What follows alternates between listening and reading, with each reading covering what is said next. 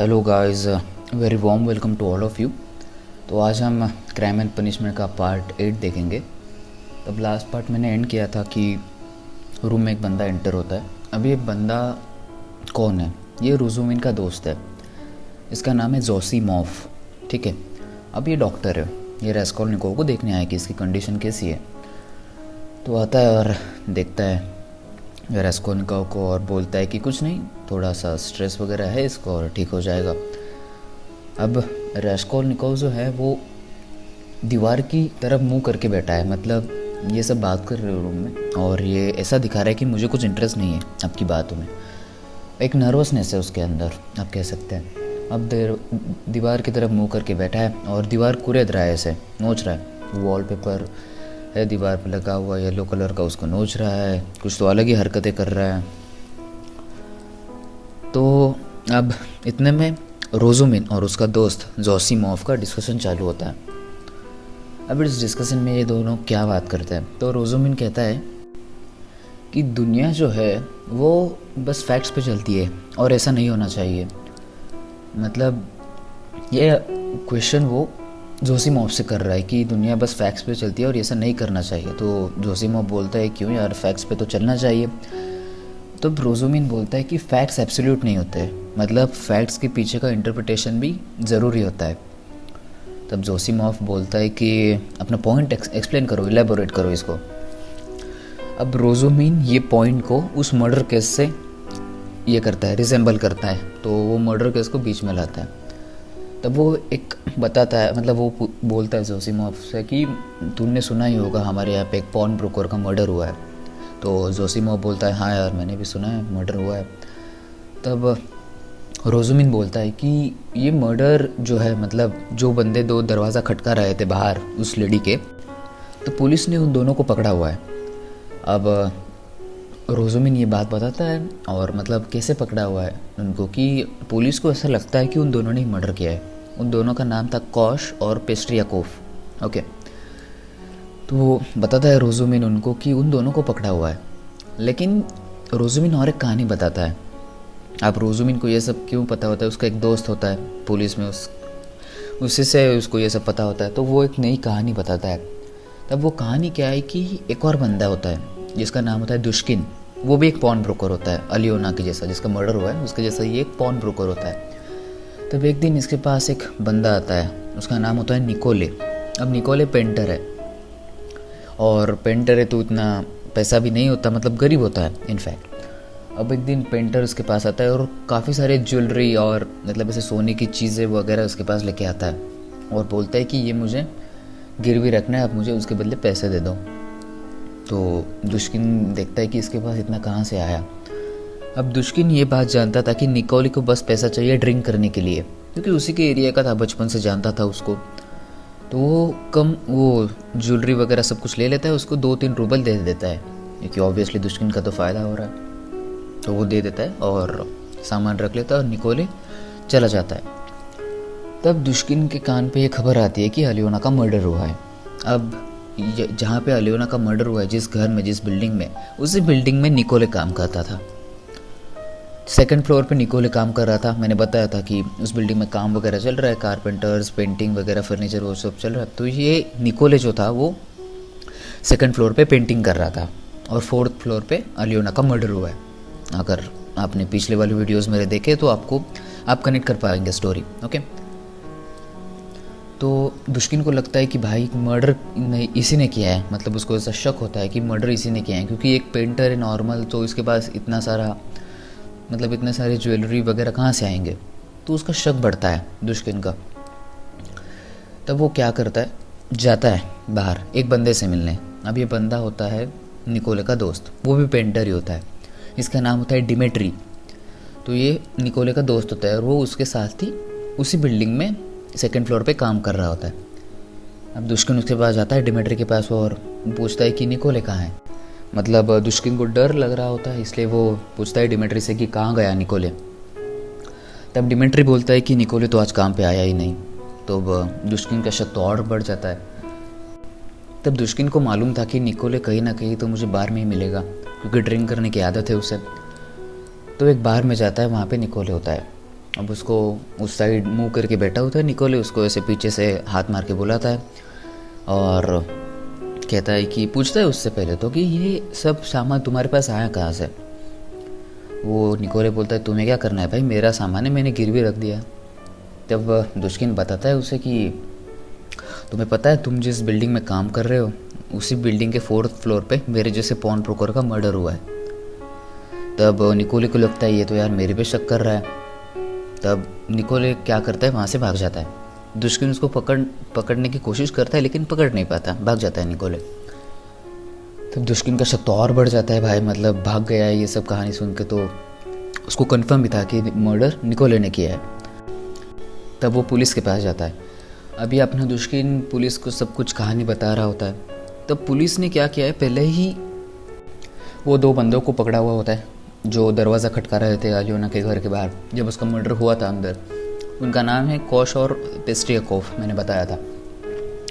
तब जब ये दुष्किन ये कहानी बताता है अपनी ये वाली सब कुछ, तो पुलिस कंफ्यूज्ड है क्योंकि ये जो दुष्किन बता रहा है ये कहानी और पावरफुल है। मतलब ऑब्वियसली ये सब कुछ बता रहा है दुष्किन, इससे तो लग रहा है कि निकोले ने मर्डर किया है। कोश और पेस्ट्रियाकोव की इतनी तो मतलब कहानी, और उनके पास पुलिस के पास इतना एविडेंस नहीं था उनको पकड़ने का। तब पुलिस क्या कर लेती है, ये दुष्किन और डिमिट्री उसका जो दोस्त है निकोले का, इन दोनों को कस्टडी में ले लेती है।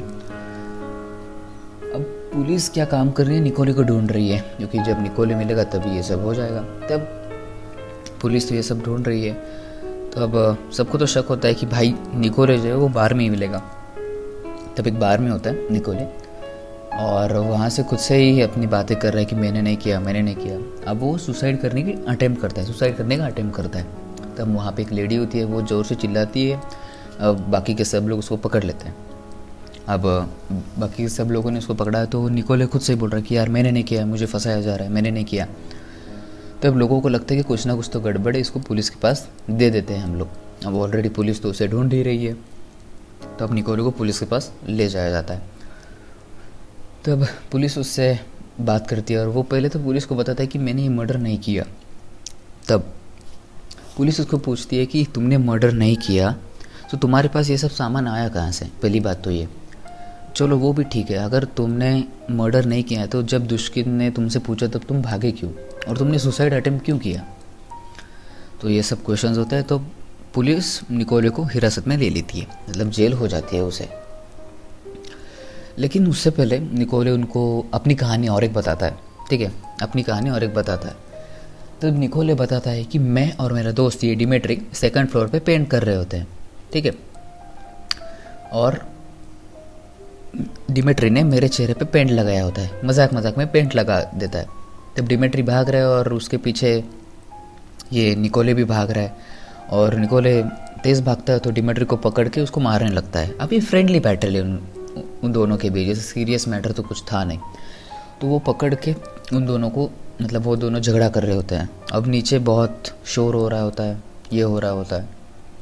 तब जब ये दोनों ऊपर आते हैं तब निकोले बताते हैं कि ये दरवाजे के पीछे मुझे ये ज्वेलरी और सब कुछ मिला। और अगर आप लोगों ने ठीक से कहानी सुनी है तो मैंने बताया था कि वो जो 2 बंदे थे जो दरवाज़ा खटका रहे थे, कोश और पेस्ट्रियाकोव, तो उनमें से एक बंदा पेस्ट्रियाकोव नीचे जाता है क्योंकि वो पेस्ट्रियाकोव मतलब वो यंग लॉयर जो था वो नीचे जाता है और बोलता है कि कोश से कि मैं कुछ तो बंदे लेके आता हूँ, दरवाज़ा तोड़ने में हेल्प हो जाएगी। तब वो पेस्ट्रियाकोव जो है वो नीचे रुक जाता है क्योंकि ये सब हल्ला मचा होता है। तब वो कोश भी उसके पीछे नीचे चला जाता है कि क्यों इतनी देर से नहीं आ रहा। अगर आपने ठीक से सुनी है मेरी कहानी तो आप लिंक कर पाएंगे। तब ये सब हो रहा होता है। तब जब ऊपर आते हैं ये दोनों, अब निकोले और डिमिट्री चले जाते हैं पेंटिंग के रूम में 2nd फ्लोर पे। अब निकोले बताता है कि ये जो ज्वेलरी थी ना वो मुझे दरवाजे के पीछे मिलती है। तो ये सब बता रहा होता है। ये रोजुमिन जोसिमोव को बता रहा है, ठीक है, कंफ्यूज मत होइए। ये रोजुमिन दुष्किन की कहानी जोसिमोव को बताता है, ठीक है। तब अचानक से ये सब कहानी बता रहा होता है रोजुमिन जोसिमोव को, तो अचानक रेस्कोल्निकोव बोलता है कि दरवाजे के पीछे, दरवाजे के पीछे, अचानक से बोलता है ज़ोर से। तब जोसिमोव को थोड़ा सा शक होता है कि यार ये ऐसा क्यों कर रहा है। तब अब ये जान लेते हैं हम लोग कि ऐसा क्यों दिखाया गया है स्टोरी में, मतलब ऐसा क्यों है। तब राइटर हमें दिखाना चाहता है कि जब आपके ऊपर बहुत सारा गिल्ट हो, आप उसको बेयर नहीं कर पाते, तो आपकी अनकॉन्शियस जो फोर्सेस है, मतलब ये सब तो रेस्कोल्निकोव के अनकॉन्शियस माइंड में तो था, क्योंकि भाई ऐसा ऐसा हुआ है, वो भी जानता था। क्योंकि ये जब दो बंदे नीचे गए थे तब रेस्कोल्निकोव, मैंने बताया था, सेकंड फ्लोर पे छुप गया होता है जहाँ पे पेंटिंग कर रहा होता है। अब जैसे ये सब ऊपर आ रहे होते हैं, वो उसकी ज्वेलरी की केस वहाँ ही भूल जाता है दरवाजे के पीछे, और पीछे के रास्ते से आ जाता है बाहर। तब आप कनेक्ट कर पा रहे होंगे सब स्टोरी मेरी, ठीक है।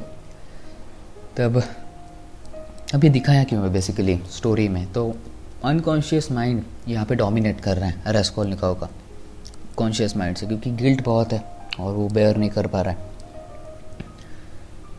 तब ये सब कहानी बता रहा होता है अपना रोजुमिन जोसीमोव को। तो जोसीमोव कहता है कि क्या इसमें गलत क्या है, मतलब रोजुमिन बताता है कि ये बस फैक्ट्स है, ये फैक्ट्स पे नहीं चलना चाहिए हमें। तो जोसीमोव बोलता है कि यार ये सब तो एविडेंसेस निकोले के बारे में ही आ रहे हैं, तो अब ऑब्वियसली वही गिल्टी है, और क्या सबूत चाहिए तुम्हें। तब जोसीमोव उसको बोलता है कि तुम इतना जो डिफेंड कर रहे हो इस पेंटर को, निकोले को, तो तुम्हारा क्या कहना है, मतलब तुम क्या, मतलब ये गलत क्या है इसमें, वो बताओ तुम। मतलब यहाँ पे फैक्ट्स जो सब निकल के आ रहे हैं निकोले के खिलाफ, तो इसमें गलत क्या है। तब वो बोलता है कि ऐसा नहीं हुआ होगा, जैसा मैंने सुना है ऐसा नहीं हुआ होगा। जब ये जो होता है, रोजुमिन अपनी कहानी बताता है, मतलब अपना इंटरप्रिटेशन बताता है कि ये जब कॉश और पेस्ट्रियोव नीचे गए होंगे तो मर्डरर अंदर ही था रूम के, और वहाँ से रूम से बाहर आके वो सेकंड फ्लोर पे छुप जाता है, और वहाँ से उससे गलती से वो ज्वेलरी का केस वहाँ पे रह जाता है, और जैसे ये सब लोग ऊपर आ रहे होते हैं वो पीछे के रास्ते से भाग जाता है। तो ऐसा रोजुमिन बताता है। अब ऐसा ही हुआ होता है एक्चुअल में, तो एक्चुअल में मर्डर तो रेस्कोल्निकोव ने किया है, तो सेम डिट्टो ऐसा ही हुआ होता है। तो अब ये दोस्तोयेव्स्की ने दिखाया क्यों है, मतलब ये आगे बताना चाहता था मैं, लेकिन अभी बता देता हूँ। क्योंकि ये जो आर्ग्यूमेंट क्यों दिखाया दोस्तोयेव्स्की ने रोजुमिन और जोसीमोव के बीच कि फैक्ट्स एब्सोल्यूट नहीं होते, ऐसा क्यों दिखाया गया है। मतलब जब एक किताब पब्लिश हुई आई गेस 1869 में या 1866 में, तब यूरोप में एनलाइटमेंट की एज थी। एनलाइटमेंट की एज इन द सेंस कि क्रिटिकल थिंकिंग या लॉजिक पे बहुत जोर था, मतलब सब लोग वहाँ पे ऐसा बोल रहे थे, मतलब कहीं ना कहीं यूरोप का इम्पैक्ट रशिया पे था, तो ये सब लॉजिक क्रिटिकल थिंकिंग इस पर बहुत ज़ोर था, और कहीं ना कहीं यूरोप का इम्पैक्ट था रशिया पे, क्योंकि वहाँ पे बस logic critical thinking and 100% logic, no emotions, ऐसा सब कुछ चल रहा था। लेकिन दोस्तों इसकी इस आर्गूमेंट से ये दिखाना चाहते हैं कि आप बस फैक्ट्स पे बिलीव ना करो, आप उसके पीछे का इंटरप्रिटेशन देखो। मतलब अगर आप बस फैक्ट्स पे देखेंगे तो ऑब्वियसली आप गलत क्रिमिनल को पकड़ रहे हैं हर किसी चीज़ में। यहाँ पे तो एज अ क्रिमिनल, मतलब इस स्टोरी में इस स्टोरी से रिजेंबल किया है दोस्तों इसके लिए, लेकिन हम ये सब अपने डेली लाइफ से भी देख सकते हैं कि हमें बस फैक्ट्स पे नहीं चलना चाहिए। तो बस ये सब थॉट्स जो है वो दोस्तों इसकी के है, बस वो दो कैरेक्टर के बीच आर्ग्यूमेंट करके दिखा रहा है। तब उतने में रूम में एक और बंदा आता है। अब ये बंदा कौन है और क्यों आया है ये हम अगली वीडियो में देखेंगे। तो मुझे बताइए आपको ये वीडियो कैसा लगा, होप आपको अच्छा लगा हो, और किसी को इस टाइप्स की वीडियोस और या कि जो स्टोरी एक्सप्लेनेशन अच्छे लगते तो प्लीज़ शेयर कीजिए वीडियो। जितने लोगों के साथ आप शेयर कर पाते हैं उतने लोगों के साथ शेयर कीजिए, सब्सक्राइब कीजिए, लाइक कीजिए। तब मैं मिलता हूँ आपको अगले वीडियो में, तब तक के लिए take care and bye bye.